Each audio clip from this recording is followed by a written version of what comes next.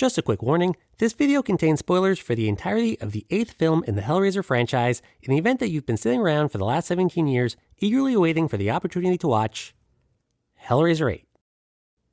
Yeah.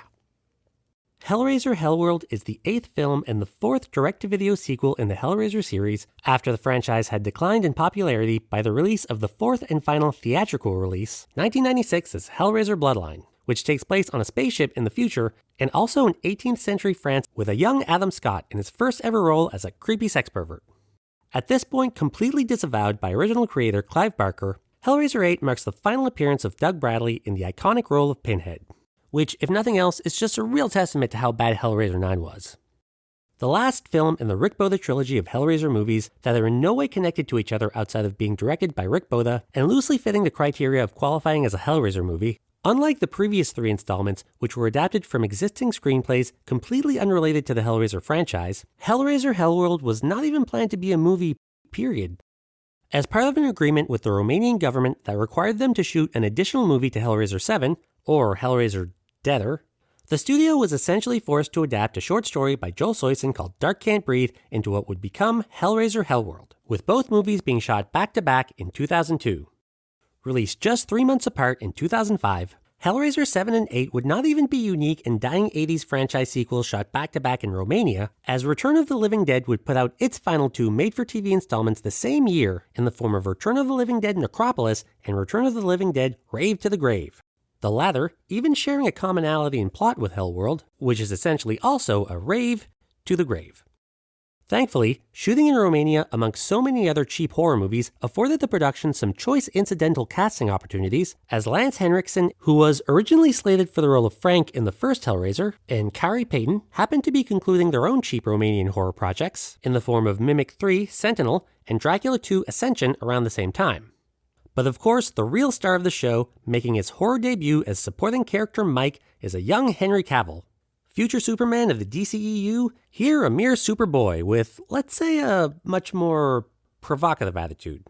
Although Cavill wouldn't be the only comic book hero on cast, as Kari Payton, in the role of fellow supporting horn dog compatriot Derek, would go on to become a prolific voice actor in his own right, most notably in the role of Aqualad in Young Justice, Cyborg in like a million different DC shows, and making his mark in live-action comic horror melodrama as King Ezekiel in The Walking Dead.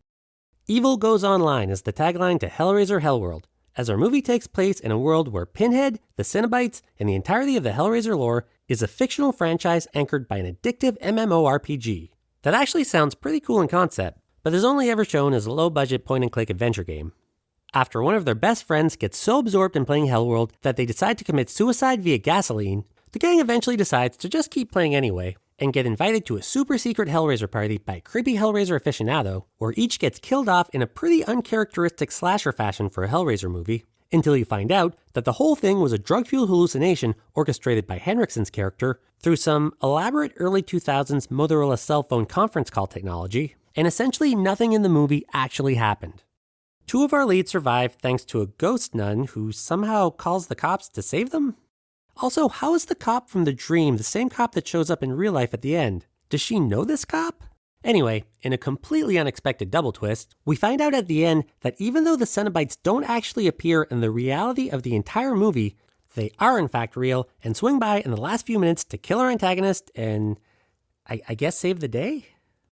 Hellraiser Hellworld has the weird distinction of being one of the most Hellraiser-y Hellraiser movies of the franchise, in its depiction and praise of the overall Hellraiser fandom, while also being one of the least Hellraiser-y movies thematically, and in the sense that nothing in the movie involving the Cenobites actually even fucking happens because the whole thing is a dream. Is this a joke? Is this a big fucking joke?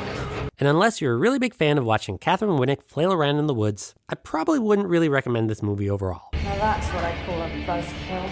That being said, Henry Cavill's performance as a cheesy sex-crazed douchebag with hilariously over-the-top facial expressions and an adorably endearing attempt at mastering an American accent early in his career, Come on, guys. It's just a game. A crazy fucking internet game. is almost worth the price of admission. Coincidentally, it's been revealed over the years that Cavill is in fact an enormous video game and MMORPG fan, whose career was nearly killed by gaming in real life when he missed the initial call from Zack Snyder offering him the role of Superman due to being immersed in a game of World of Warcraft. Cavill's character doesn't fare too well against the faux Cenobites in Hellworld, his kryptonite coming in the form of blowjobs, which lure him to his inevitable demise, getting killed off about an hour into the movie by D-tier Cenobite lackey Bound 2, not even getting a proper showdown with Pinhead himself.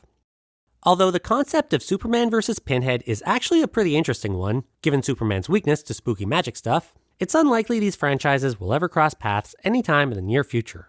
However, with Cavill having yet to step down from the role, and a new Hellraiser movie and series just around the corner, in a time when every IP imaginable seemed to be colliding in a never-ending conglomerate of crossover corporate synergy, who knows? Maybe the world's ready for a little more Hellraiser 8. As if. This year, Superman brings you the gift of flight. I need a drink. This is where the shit hits the fan, guys. Hey, necessary tit shot. I'd love to see your puzzle box.